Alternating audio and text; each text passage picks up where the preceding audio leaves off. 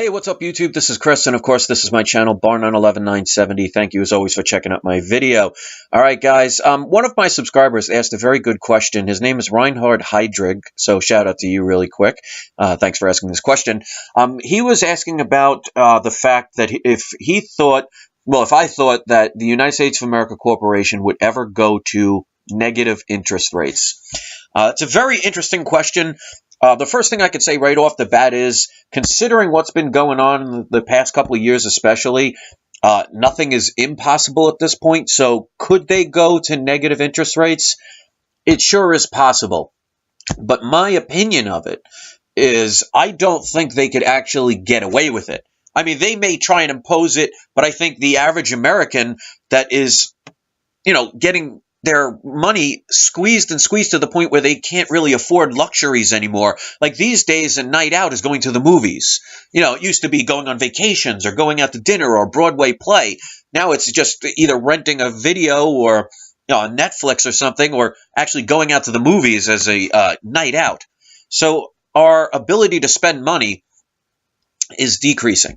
So I really think that if they tried a negative interest rate, which basically means if you're putting your money into a bank account, you would have to pay for that privilege, even though they are loaning that out and making interest on top of it, and they are using fractional reserve banking. And if you're not aware of what that is, I highly recommend you research and Google fractional reserve banking. Basically, they're making money hand over fist. So I can understand people being concerned about that because we're already at 0% interest rates. And they said they supposedly stopped the quantitative easing.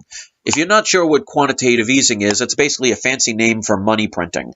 Now, if you see something that seems to be a coincidence, that pretty much around the same couple of days, if not the same week, of us supposedly eliminating our quantitative easing program, all of a sudden, Japan has their own quantitative easing program, basically money printing.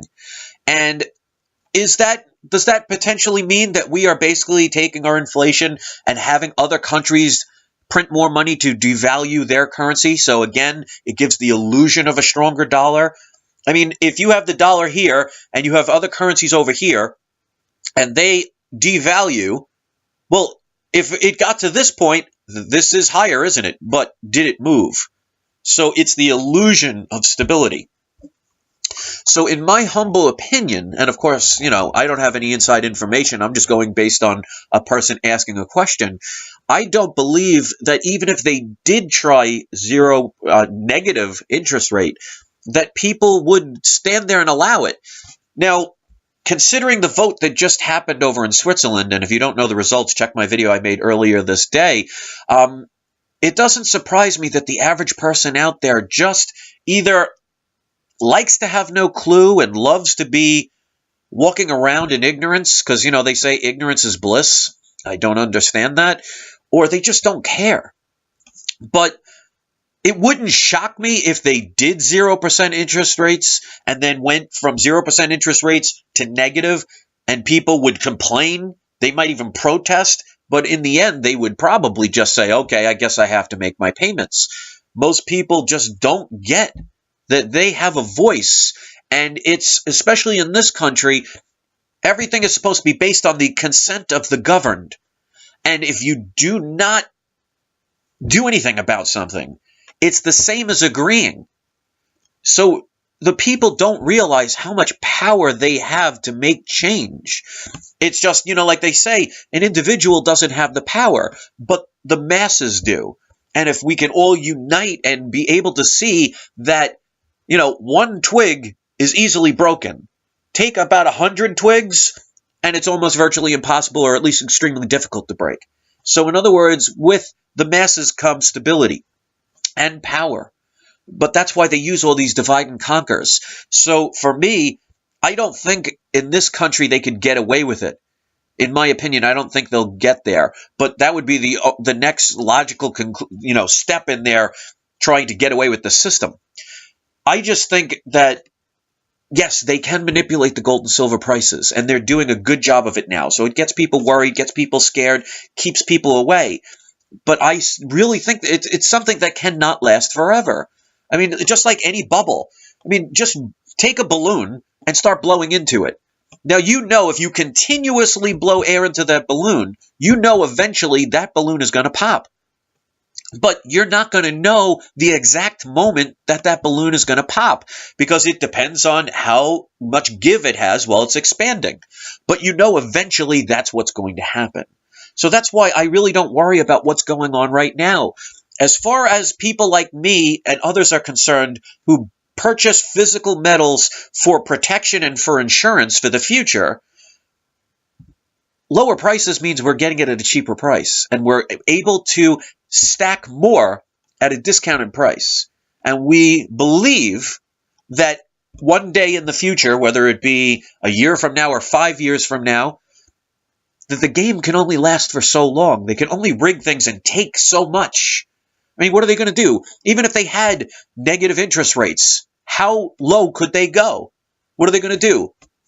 Negative 10%, negative 20, negative 30, negative 100%? At what point will people say, all right, enough is enough? And basically, if you look at any revolution throughout history, basically it gets to the point where, unfortunately, the people have to have so much taken from them, it gets to the point where they're down to that bare necessity of, do I eat? Do I warm myself or do I die? That's when most people act. But eventually they do. So it's not a matter of if, it's just a matter of when. And unfortunately, since the masses are more concerned about the Super Bowl, more concerned about Dancing with the Stars and American Idol and other basically utter garbage, they're not going to focus on what's important, which means these banksters, these very wealthy people, these politicians could take advantage of the fact of telling people, well, you go over here, you buy the stocks, you buy all the paper, you buy all this stuff that we could print nonstop, backed by hardly anything, if anything at best, while we're like countries like China and Germany and Venezuela and all these other countries, India, they're all buying physical gold. So they're saying it's a magic trick. Look over here. Look at all the pretty lights. Look at all the things we're telling you. While over here, we're doing all these things behind the scenes to protect ourselves. And people are buying assets. That's why something like, for example, Action Comics #1, there was in eBay, somebody had a 9.0 graded, certified graded Action Comics 1, first appearance of Superman, graded 9.0, highest grade in history. It sold for $3.2 million.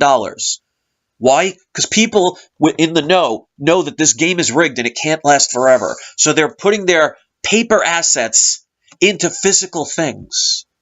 And that's sending a message.